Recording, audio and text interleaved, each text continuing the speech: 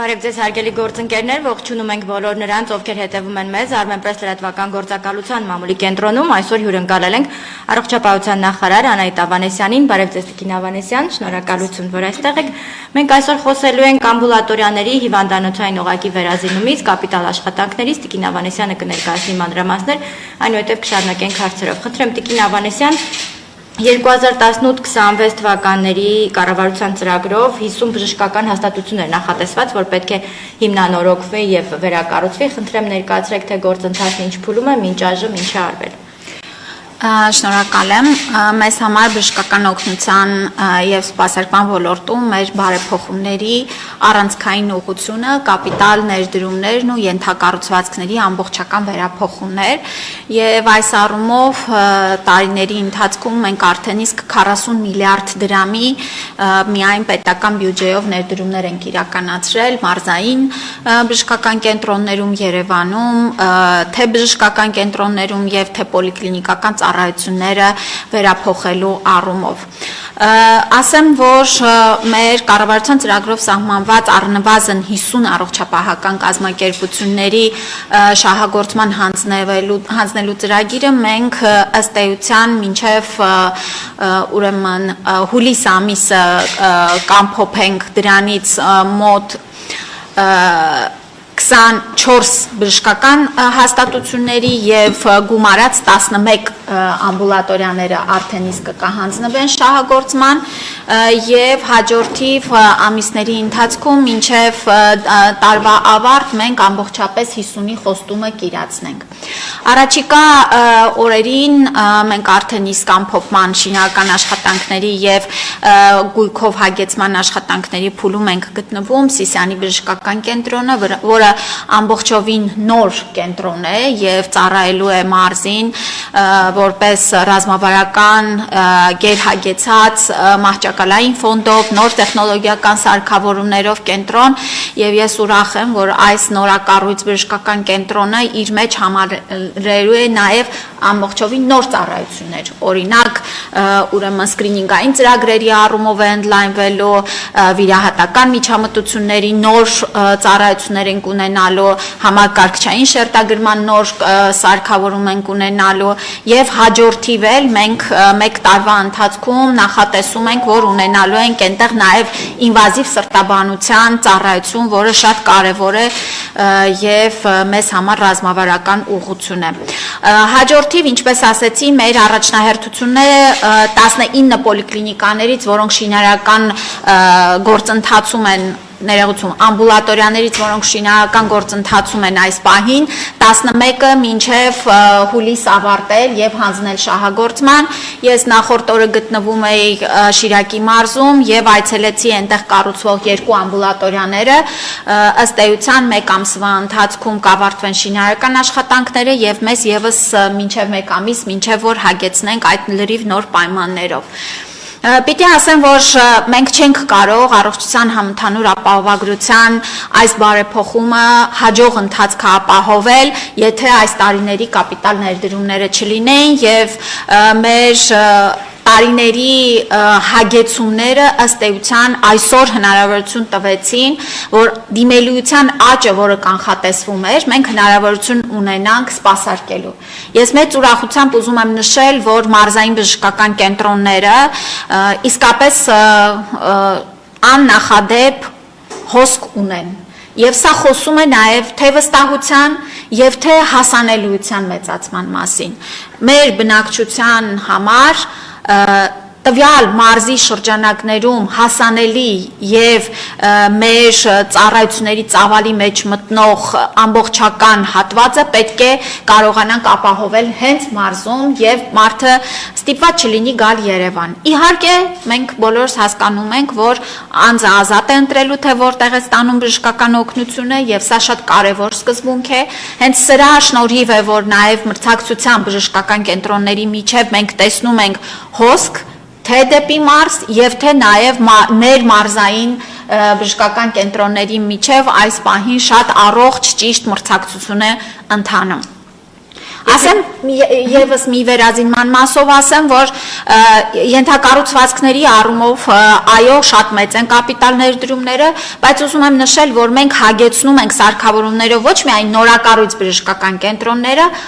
այլ գործող մարզային բժշկական կենտրոնները։ Ուրեմն մենք 2025 թվականի երկրորդ կիսամյակում սկսեցինք մեծածավալ վերազինման ծրագիր եւ 7 միլիարդից ավել հատկացրել ենք մարզային բժշկական կենտրոններին, ուրեմն ապահովելու մամոգրաֆիկ սարքավորումներով, կոլոնոսկոպներ, էնդոսկոպներ, սրանք շատ կարևոր սարքավորումներ են եւ հաջորդիվ մեր այս տարվա ընթացքում իրականացնելու ենք նաեւ հեմոդիալիզային ծառայության ուրեմն վերափոխման մեր նոր ծրագիրը։ Մենք այս պահին ունենք բավարար իրավիճակ, բայց հասկանում ենք, որ պետք է անընդհատ ընթացիկ կերպով ընդլայնենք, մեծացնենք եւ նոր սարքավորումներով թարմացնենք։ Տիկին Ավանեսյան, բժշկական կենտրոնների ընտրությունը ինչպես է կատարվում, ինչ առաջնահերթություններ եք դիտարկում, չգիտեմ, շատ անմխիթար վիճակում գտնվելն է, բնակչության խտությունն է, աշխարհագրությունն է։ Բոլոր հանգամանքները հաշվի են առնվում, մենք այս ընթացքում գնահատել ենք մեր բոլոր կարողությունները եւ ունենք ճանապարհային քարտեզ եւ նշեցի, որ 19 ամբուլատորիաների մասով շինարարությունը ընթանում է, հաջորդ 11-ի մասով արդեն տեղակապման եւ հողահատկացման աշխատանքներ են ընթանում, բայց մենք ունենք նաեւ հաջորդ 29-ի արդեն վայրերը որոշված, թե որտեղ պետք է լինեն դրանք։ Եվ այս պահին նաեւ փորձում ենք համաչափությունը ապահովել, մենք ամեն մարզում այս պահին 3 առնվազն ամբուլատորիա կառուցում ենք եւ այսպես պիտի ընդլայնենք, հաշվի ենք առնում իհարկե վիճակը, իհարկե բնակչության խտությունը, իհարկե նաեւ մոտակայքում արդյոք արկա են հնարավոր ալտերնատիվ ծառայությունները մատուցելու հնարավորություններ, թե չէ։ Իսկ այդ շինարարական աշխատանքներ իրականացնել նշեցիք, որ նաև սարքավորումներով եք հագեցնում, կխնդրեմ գործնական մի քանի օրինակ ներկայացնեք, օրինակ այս բնակավայրում նախկինում նեղ մասնագիտական այսպիսի սարքավորումներ չեն եղել եւ քաղաքացին ստիպված է եղել այդ կոնկրետ հետազոտության համար հասնել մարզկենտրոն կամ հասնել Երևան, հիմա ինչ է փոխվում իրենց կյանքում։ Օրինակը բերեմ Արարատի բժշկական կենտրոնի վրա։ Արարատի բժշկական կենտրոնը հագեցվեց համակարգչային շերտագրման նոր սարքավորումով, այն արդեն իսկ ծառայում է մեր բնակչությանը, նախկինում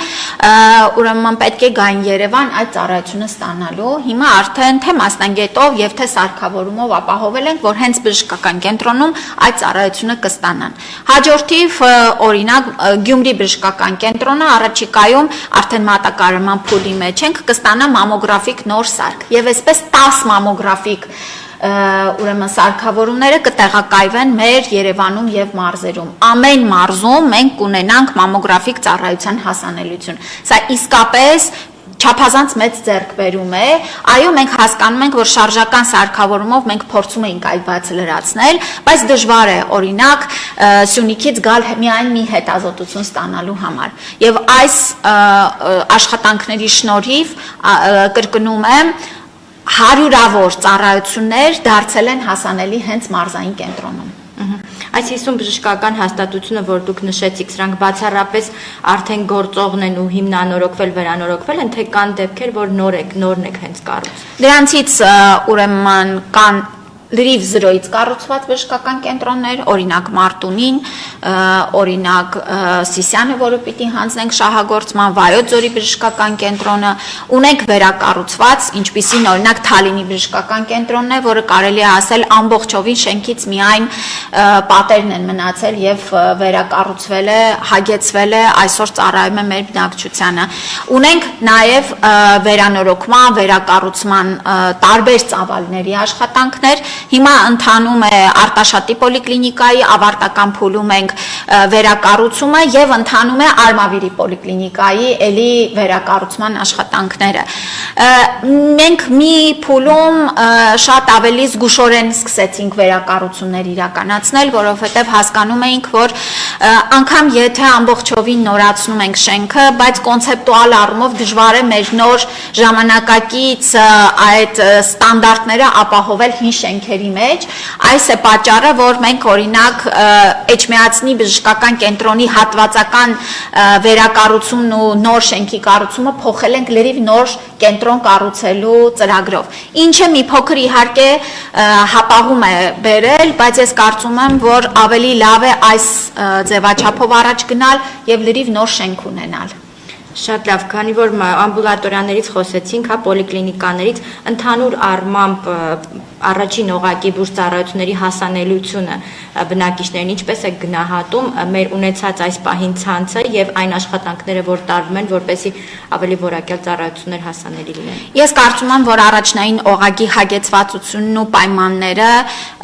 շեշտակի փոխվել են վերջին տարիներին։ Անհամեմատելի են փոխվել եւ ես նորից եմ ասում, որ մենք օրինակ ռենտգեն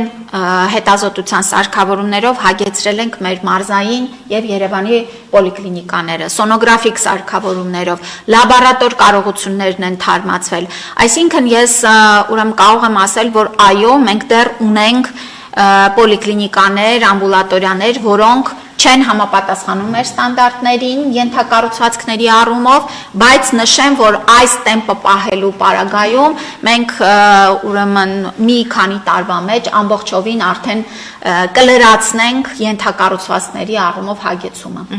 Տիկին Ավանեսյան, խոսեցինք հիվանդանոցային պայմանների բարելավման մասին, սարքավորումների հագեցվածության մասին, բայց գաղտնիք չէ, որ շատ դեպքերում հենց մասնագետների պակասի կամ մասնագետների ոչ բավարար որակավորման պայմանավորված շատերը դեպի Երևան են գալիս մարզերից ու գյուղերից։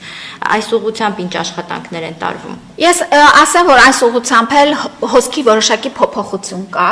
եւ այսօր նկատելի է, որ վերազինված, կառուցված նոր բժշկական կենտրոններում երիտասարդ մասնագետների հոսք ունենք։ Եվ սա շատ ուրախալի է։ Նշեմ, որ Թալինի բժշկական կենտրոնը իսկապես մասնագիտական առումով էլ շատ անմխիթար վիճակում էր, որտեղ պայմաններն էին դա թելադրում։ Այսօր նրանք արդեն ունեն նոր կադրեր, որոնք որ գնացել են Թալին եւ պիտի նշեմ, որ այս ճանապարհային Հայաստանի վերափոխումը նաեւ օգնում է, որ մարդիկ շատ ավելի հեշտ որոշում կայացնեն, որտեղ ընդգրկվեն աշխատանքի եւ թե Սպիտակի բժշկական կենտրոն, թե Գորիսում, թե Մեղրիում մենք տեսնում ենք նոր համալրված կադրեր։ Արդյոք բավարարում է մեզ այս հագեցվածությունը, ոչ, եւ շարունակելու ենք նպատակային օրդինատուրաների ծրագիրը, որպեսզի մենք կրթության ծախսերը փոխհատուցենք եւ հետո արդեն մեր մասնագետներին ուղարկենք։ Բայց եթե նորագույն սարքավորումը կա, պայմանները կա, հնարավորությունը շատ ավելի մեծ թվով պացիենտներ տեսնելու, շատ ավելի տարբեր դեպքեր սպասարկելու, գիտեք, սա նաև կարծում եմ հիանալի շանս է երիտասարդ մասնագետների համար։ Մեր ռեպորտաժներից մեկում Հրազդանի բժշկական կենտրոնի երիտասարդ զույգը, ովքեր այնտեղ էին աշխատում նպատակային օրդինատուրայից հետո, պատմում են, որ այնտեղ հնարավորություն են ունեցել այնքան հետաքրքիր դեպքերի առնչվել, մեծ հոսք ունենալ, որ դժվար թե Երևանի խիտ մասնագիտական հագեցված կենտրոններում նման հնարավորություն ունենային։ Շատ լավ, մենք խոսեցինք հիվանդանոցներում ընդհանուր առմամբ կապիտալ շինարարության ոլորտում իրականացված աշխատանքներից, պիտի խնդրեմ նաև խոսենք, թե նեղ մասնագիտական, հա, բուժկենտրոններում ինչպիսի աշխատանքներ, ինչ քայլեր են կատարվում արդիականացնելու։ Այս մասով իհարկե շատ կարևոր է մեր այրվածքաբանության եւ մաշկաբանության ազգային կենտրոնի ենթակառուցվածքների փոփոխությունը մենք վերջերս հանձնեցինք շահագործման այրվածքաբանության բաժանմունքը վիրահատական եւ վերակենդանացման բաժանմունքը սա մեզ համար չափազանց կարևոր ծրագիր էր, որովհետեւ այն պայմանները, որ կային նախկինում, իսկապես, չգիտեմ, խոնարհումս մեր բժիշկներին, որ կարողանում էին նման արդյունք ստանալ այդպիսի պայմաններում։ Այսօր նրանք հագեցված են լավագույն սարքավորումներով, ունեն հիանալի աշխատանքային պայմաններ եւ ես վստահ եմ, որ սա իհարկե շատ մեծ ազդեցություն է թողելու։ Հոգեկան առողջության ուրեմն կենտրոնները եւս շինարարության գործընթացում են գտնվում։ Ցավոք սրտի հապակում ունենք շինարարական ընկերության հետ խզում ենք պայմանագիրը, դատական վեճերի մեջ ենք, բայց պիտի աշխատենք, որ այս թնջուկը եւս շատ չհապաղի մեր ամբողջական ծրագրի ավարտը, այստեղ իսկապես բարդ խնդիր է, երբ որ շինարարական ընկերությունը պատշաճ իր պարտականությունները չի կատարում, եւ մենք նաեւ շատ խստապահանջ ենք որակի նկատմամբ, մեզ համար թե ժամկետը եւ թե որակը հավասար կարևոր նախապայմաններ են եւ այո շատ սկզբունքային ենք լինելու աշխատանքների եւ որակական չափանիշների նկատմամբ։ Իհարկե պիտի նշեմ օրինակ կախվածությունների ազգային կենտրոնը, որը վերանորոգվել է եւ բավարար պայմաններ ունի եւ շարունակելու ենք աշխատանքները այս ուղղությամբ զարգացնելու, այսպես երևի։ Տիկին Ավանեսյան, վերջին շրջանում ակտիվ մարզային այցերի մեջ եք եւ դիտարկում եք ոչ միայն կապիտալ շինարարական աշխատանքները, այլև ընդհանուր առմամբ առողջության ապահովության համակարգի ներդրման գործընթացին եք տեղում ծանոթանում։ Կխնդրեմ ներկայացնեք ձեր ունեցած այս պահի տվյալներով ընդհանրապես ընթացքը ինչպիսին է ապահովագրության մարզային այցերը ձեր ինչ են ցույց տալիս, ինչ արձագանքներ կան։ Իհարկե շատ պարտավորեցնող է, որ արձագանքները այսքան դրական են, որ մեր ժողովուրդը այսքան շնորհակալ եւ գնահատող է, որ տարիներ ի վեր իրենց առողջապահական կարիքները, որ չեն կարողացել պատշաճ կերպով բավարարել, այսօր այդ հնարավորությունը ունեն եւ մեր պետությունը նրանց կողքին կանգնած է։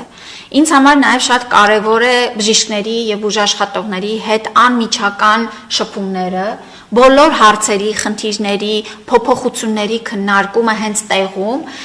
եւ այս այցերը շարունակական են լինելու։ Հենց այս այցերի շնորհիվ է, որ մենք հունվար ամսից այս անմիջական աշխատանքի շնորհիվ է, որ մենք կարողացել ենք շատ ճկուն լինել, արագ փոփոխություններ իրականացնել եւ բարեփոխումը հարմարացնել իրական կյանքին։ Մենք բոլորս հասկանում ենք, որ եթե անհարմարություն չկա, ուրեմն բան չի փոխվել։ Չի կարող լինել բարեփոխում եւ մարդկանց կյանքում փոփոխություն չլինել, բայց պետք է շատ ճկուն լինել, արձագանքող լինել եւ մարդկանց ներկայացվող նոր պահանջները նրանց ծառայություններից օգտվելու փորձառությունը ավելի լավը դարձնելը մեր ուշադրության կենտրոնում է լինելու։ Իսկ ամենաշատ հարցերը, որ բարձրացնում են քաղաքացիները, որոնք են, որ դիմել են այցերի ժամանակ, հերթերը երևի թե։ Առաջին շրջանում իհարկե տեղեկատվական հարցեր էին, ինչպես պետք է օգտվեն, որ ծառայություններն են մտնում ապահովագրության մեջ, ինչպես Արմեդը ակտիվացնեն, արդյոք իրական է այս ամենը ինչի մասին խոսում ենք, առաջին հատվածում դրանք էին եւ սկզբի հիմնական հերթերի պատճառն էլ հենց դա է, որովհետեւ մարդկանց այցելությունների մեծ թիվը նաեւ տեղեկատվություն ստանալու համար էր։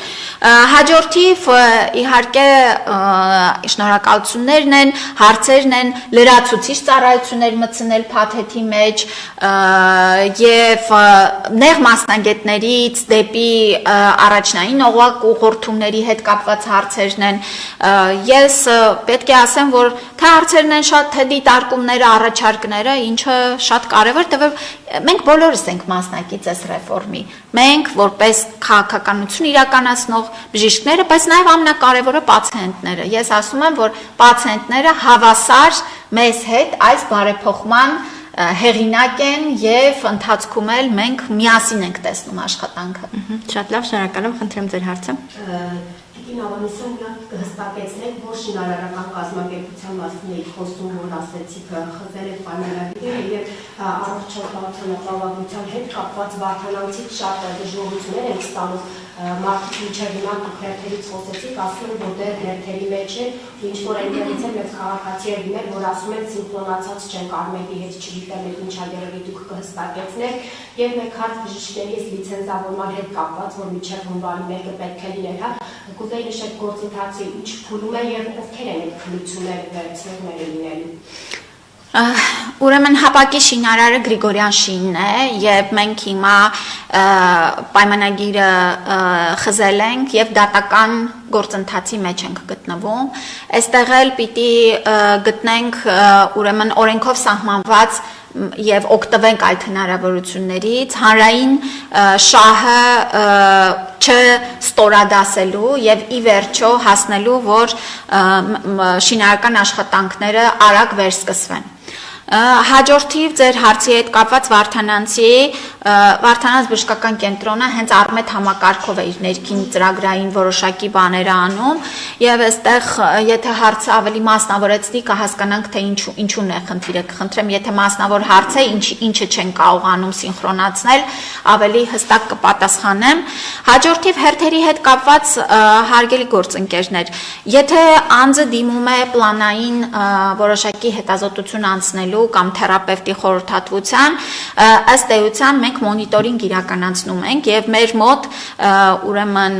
թերապևտի կամ ընտանեկան բժշկի մոտ հերթի առումով 2 շաբաթի առավելագույն սանդղակ ունենք Այո, ունենք անհատ բժիշկներ, ում մոտ հերթը շատ ավելի երկար է, բայց այստեղ էլ պիտի հասկանանք, որ միշտ էլ լինելու են բարձր պահանջարկ ունեցող բժիշկներ, ում մոտ ավելի մարդիկ հակված են լինելու դիմելու, սա էլ նորմալ գործընթաց է, բայց ուզում եմ հստակեցնել, որ առաջնային օղակի ծավալի մեջ մտնող ծառայությունների առումով մենք միշտ մինչև բարեփոխումը սկսելն էլ շատ բաց եւ ուղիղ ենք եղել այս հարցում։ Հերթերը նորմալ գործընթաց են պլանային բուժօգնություն ստանալու եւ այո, եթե անձը emergency ծառայության կամ անհապաղ շտապ օգնության կարիքը չունի, հերթերը նորմալ գործընթաց են։ Եթե նայենք, մենք միշտ նաև բան ենք անում, դիտարկում ենք այսօր օրինակ զարգացած երկրներում ինչպիսին են հերթերը բժշկական օգնությունից ստանալու, ես դες վստահեցնում եմ, որ Հայաստանը այս առումով լավագույն դիրքերում է։ Ես տեսեք մենք օրական մոտ 2000 զանգ ենք ստանում ապահովագրական հիմնադրամում 1500-ի չափ միջինը մեր թեժ գծում ամենօրյա մոնիտորինգ ենք անում զանգերի այո ես տեղյակ եմ կան որոշակի բժշկական կենտրոններ որոնք որ այս հոսքին ադապտացվելու եւ հերթերի կառավարման մասով աշխատանքները պիտի շարունակենք Այստեղ էլ գիտեք շատ կարևոր է, որ կցագրված մեր միջին թվերը պահպանվի։ Եթե ընտանեկան բժիշկը կամ թերապևտը օպտիմալ կցագրման թիվը չի պահպանում, այո, իհարկե կառաջանան հերթեր։ Մենք դրա համար ենք ասում, որ օպտիմալ թիվը կցագրվան, դա 1500-ից 2000-ն է մաքսիմում, եւ սա է հնարավորություն տալու, որ քաղաքացին խնդիր չունենա։ Լիցենզավորումը, այո, շատ կարևոր գործընթաց ենք ուրեմն իրականացնում մասնագետների անհատական լիցենզավորման, արդեն իսկ օրդինատորները 900-ից ավել օրդինատորներ լիցենզավորման քննությունը հանձնել են եւ արդեն լիցենզիաների ստացման գործընթացում են։ Հիմա արդեն աշխատող մասնագետները այս տարվա ընթացքում մինչեւ հունվարի 1-ը պետք է լիցենզավորվեն։ Մենք նախապատրաստական հիմա աշխատանքների փուլում ենք այս առաջին էտապով ուրեմն քննական գործընթացը լինելու է բանավոր եւ նաեւ գործնական հատվածով ինչպես որ իրականացրեցինք օրդինատորների լիցենզավորման գործընթացը ստեղծվելու են այդ հանձնաժողովները արդեն իսկ ուրեմն մեր հավաստագրման գործընթացից հետո արդեն ունենք եւ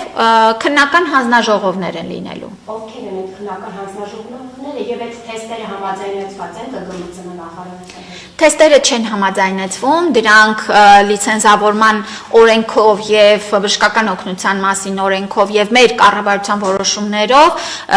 ուրեմն հաստատվում են, կազմվում են եւ հաստատվում են առողջապահության նախարարության շրջանակներում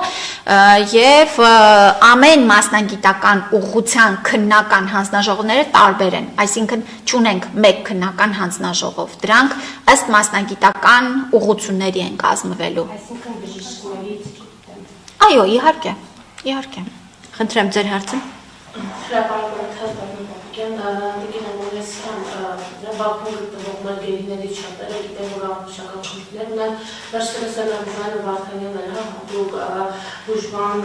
կարիք ունեցողների վայր տեղափոխվել է, ուզում հասկանալ ձեր նախարարությունը հետաքրքրվում է, թե ինչպես են Բաքվի վարդանում գտնվող մեր գերիները, ասող Ադրբեջանի ձեր գործընկերների հետ խոսում ենք, հասկանալու համար նրանց վիճակը Եվ մեկ հասկանում որ դուք քաղաքական թիմի մաս եք, ընտրական ցուցակի 3-րդ ամսն եք, այսօր Ադրբեջանից պատվիրակություն է եկել Հայաստան, տեղյակ եք արդյոք սահմանազատման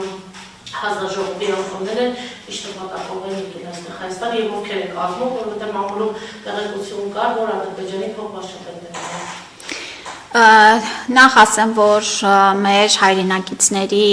թե առողջական եւ թե մյուս բոլոր հարցերով արտաքին գործերի նախարարության համակարգմամբ մշտապես աշխատանքները ընթանում են եւ այս մասով վստահեցնում եմ, որ թե միջազգային ուրեմն իրավունքի եւ թե բոլոր հնարավոր հումանիտար խողովակներով մեր արտաքին գերատեսչության համակարգմամբ ուշադրության կենտրոնում եմ։ Այս մասով այսքանը, որովհետև ես նշում եմ եւ ասում եմ, որ այս աշխատանքները որևէ վարքյան չեն դանդաղում, հապաղում, այլ մշտապես մեր կառավարության ուշադրության կենտրոնում են։ Հաջորդիվ նշեմ, որ ձեր ուրեմն նշած պատվիրակության մասով չունեմ տեղեկատվություն, դա եւս երևի իմ գործընկեր արտաքին գործերի նախարարության ուղղվող հարց է,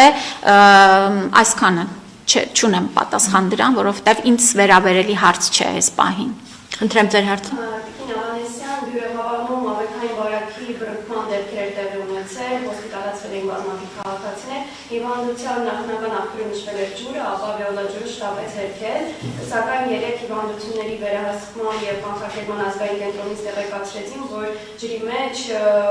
մանրէներ են հայտնաբերել։ Ինչ տեղեկություններ ունեք, ով է ճիշտ վիոլաջուրը, թե ամեն դեպքում հիվանդությունների վերահսկման եւ ազգային կենտրոնը, եւ մեկ էլ նշվում է, որ հնարավոր է 2027 թվականին ապահովագրավճարի վճարները ավելանան, բարձրանան, այդ մասին ինչ տեղեկություններ կան։ Նախ ասեմ, որ պետք է հենվենք փաստերի վրա եւ հիվանդությունների վերահսկման եւ կանխարգելման ազգային կենտրոնը այն պատասխանատու օղակն է, ով իրականացնում է փորձաքննություն, իրականացնում է թե պացիենտներից վերցրած նմուշներից ուրեմն հետազոտություններ եւ դրա համար մենք մինչեւ չենք ունենում ամբողջական ուրեմն հետազոտությունների արդյունքը, նաեւ չենք շտապում հայտարարություններով եւ ըստ էության, երբ որ ամփոփեցինք եւ ունենք արդեն հստակ թե ինչ ենք հայտնաբերել նմուշներից, արդեն համապարփակ ներկայացրել ենք նաև հանրությանը, ասեմ, որ շատ արագ կերպով իհարկե ջրի մաքրման եւ այլ ուրեմն աշխատանքները համապատասխան կառույցների եւ վիոլաջրի հետ իրականացվել է, այս մասով էլ ուզում եմ ասեմ, տեսեք հետազոտությունների ընթացքը բավական երկար է, որովհետեւ այնտեղ այդ բականալիզները որոշակի ժամանակ պիտի անցնի, որ մենք ունենանք վերջնական պատասխանները, բայց աշխատանքները կանխարգելիչ, արդեն իսկ վարակը ներողություն բռնկումը ի հայտ գալուց հետո իրականացվում են։ Այս բանին ասեմ, որ պացիենտների առումով ունենք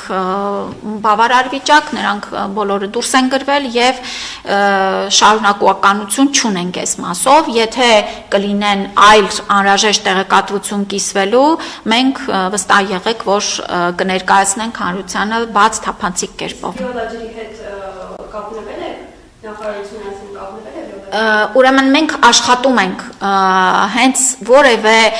կասկածի դեպք է լինում, այդ ժամանակից սկսած աշխատանքները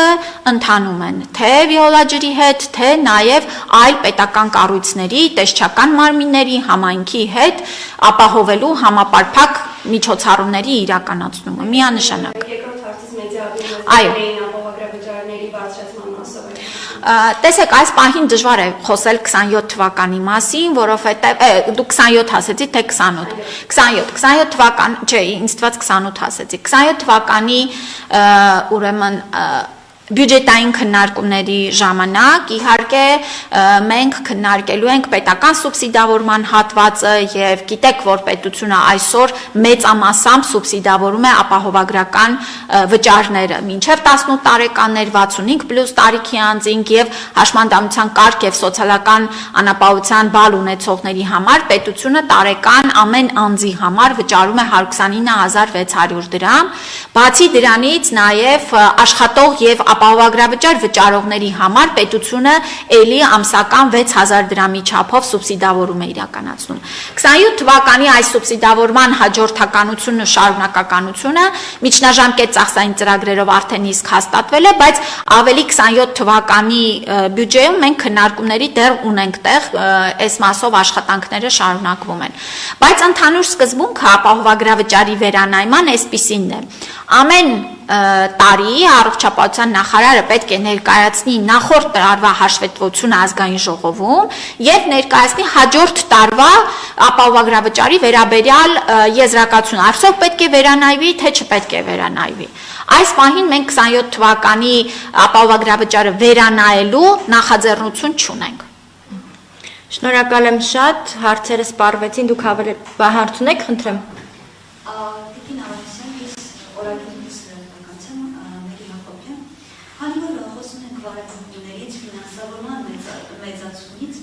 ուզում ենք հասկանալ այս ընթացքում, քանի որ բավականին ֆինանսական մեծացում է եղել, բայց ամենայնիվ բժիշկները, բժշկողություն են հայտնում եւ նույնիսկ աշխատանքային պայմաններից կան, որ իրենց նշում են, որ կարծես էժան աշխատուժ, այսպես ասած, լինեն։ Ուզում ենք հասկանալ հատկապես առողջապահական ապահովագրության ներդրումից հետո ինչն է պատճառը, որ այսպիսի խնդիրներ են առաջացել, այսինքն այդ հաշվարկները չէին արվել, որպեսզի բժիշկները այսպիսի խնդրի առաջ չկանգնեին, եւ մեղմ ասած իրենց էժան աշխատուժ չզգային։ Ուրեմն, երբ որ մեկնարկեց առողջության համընդհանուր ապահովագրությունը, հունվար ամիսը պարզ է, որ ադապտացիոն առաջին շրջանն էր եւ որոշ առումով մենք ունեինք մատուցած ծառայությունների հաշվետվության ներկայացման որոշակի բաց, այսինքն բժիշկներ ունեինք, որ իրականացրել էին խորհրդատվություններ, բայց մուտքագրումներ չէին արել Արմետ համակարգում, իսկ մեր համակարգը այնպիսին է, որ փոխհատուցումը իրականացվում է միայն Արմեդում լրացված ծառայության դիմաց։ Եվ փետրվար ամսին իհարկե մենք այս բացը լրացրեցինք եւ նախորդիվ խորհրդատվությունները մուտքագրեցին եւ մեր բուժաշխատողների արդեն աշխատանքի ծավալը եւ փոխհատուցումը եկավ այն դաշտ, ինչ մենք նախատեսում էինք։ Նշեմ, որ նախորդ ամիս մենք ունեցել ենք աշխատավարձերի դրական դինամիկա ընդհանուր առումով, թե բժիշկների եւ թե միջին բուժանձնակազմի։ Սա նշանակում է, որ ես խոսում եմ միջին աշխատավարձերի մասին, դրական դինամիկայի մասին։ Ունենք ուղղություններ, որտեղ այս աճը շատ ավելի մեծ է, ունենք ուղղություններ, որ այս աճը ուրեմն կազմում է 10-20%, ունենք տեղեր, երբ որ եռապատկվել է աշխատավարձը բժիշկների եւ սա էլ շատ կարեւոր է։ Այո, սա ընդհանուր պատկերն է։ Այսօր մեր բժշկական հաստատություններում աշխատավարձերի դրական դինամիկան առկա է եւ շարունակական է, սա եւս ուզում եմ նշել։ Հաջորդիվ, այո, կան որոշակի մասնագիտություններ, որի զբաղվածության եւ ծառայությունների ծավալի փաստական արձանագրում ենք, որ անկում կա, այսինքն երբ որ մենք անցանք ոչ թե ֆիքսված աշխատավարձ, այլ իրականացրած օրինակ խորհրդատվություն եւ դրա դիմաց փոխհատուցում, տեսնում ենք, որ ծավալի զբաղվածության շատ մեծ խզում կա։ Այս առումով էլ մենք աշխատանքներ տանում ենք եւ վստահեցնում եմ, որ բոլոր այս ուղղությունների մասով էլ անհատական լուծումներ ունենալու ենք եւ որոշների մասով արդեն իսկ ունենք, որոշների մասով քննարկման փուլում ենք։ Այստեղ էլ վստահեցնում եմ ձեզ, որ մեր բուժաշխատողները հնարավորություն են ունենալու վերապրոֆիլավորվելու շատ ավելի եկամտաբեր, շատ ավելի բարձր աշխատավարձ ենթադրող ուղղություններով, բայց նաեւ ունենալու ենք, որ այս ուրեմն ծառայությունները շարունակելու են տրամադրել եւ պիտի գտնենք լուծումներ, ոնց ենք իրենց զբաղվածությունը ապահովում եւ դրա դիմաց փոխհատուցումը բարձրացնում։ Իսկ ընդհանուր առմամբ ես պետք է նշեմ, որ առաջիկայում մեր աշխատանքն է մեր ԲՄԿ-ների, այսինքն գյուղական ԲՄԿ-ների, բուժքույրերի աշխատավարձերի շարունակական աճը, որովհետև մենք տեսնում ենք, որ ամբուլատորիայի ընտանեկան բժիշկներն ու բուժքույրերը բավական աճ են ունեցել, ԲՄԿ-ներում այս աճը այո ունենք, բայց տեսնում ենք, որ դեռ շատ աշխատանք ունենք եւ դպրոցներիում աշխատող մեր բուժքույրերի։ Այստեղ էլ Մենք նախորդ տարի որոշակի վերանայումներ արել ենք, բայց մեզ չի գոհացնում նրանց աշխատավարձի չափերը այս պահին եւ այս ավելացմանը միտված աշխատանքները լինելու են։ Շատ լավ, եւ վերջին հարցը խնդրեմ։ Տիկին Հովհաննիսյան 2026 թվականից հետո ինչպիսի է ռազմավարություն է նախատեսվում առողջապահական ենթակառուցվածքների արդեն զարգացման համար։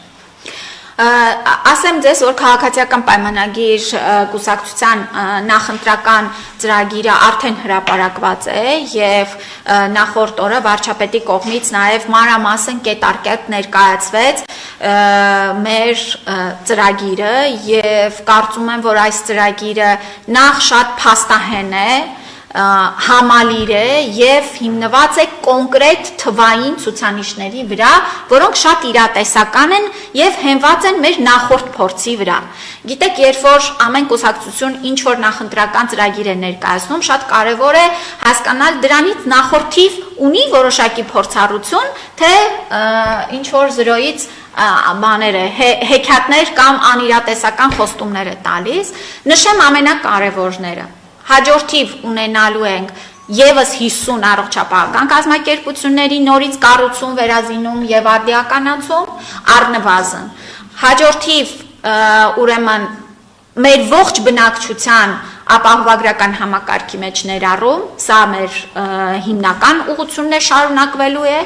եւ իհարկե մենք շարունակելու ենք բժշկական կենտրոնների ակրեդիտացիոն համակարգի ներդրումը, այսինքն որակի վրա շատ ավելի մեծ շեշտադրումները մի կողմից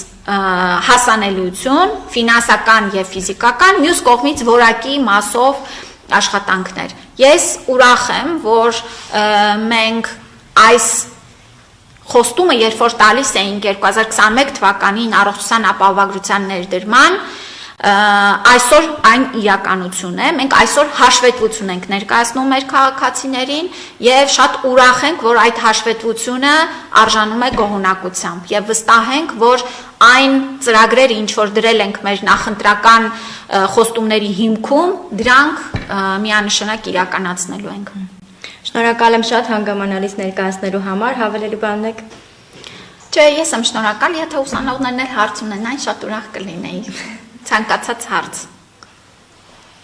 Երևի ուրիշ առիթով շնորհակալություն, ձեր գործային հաջողություն ավարտենք։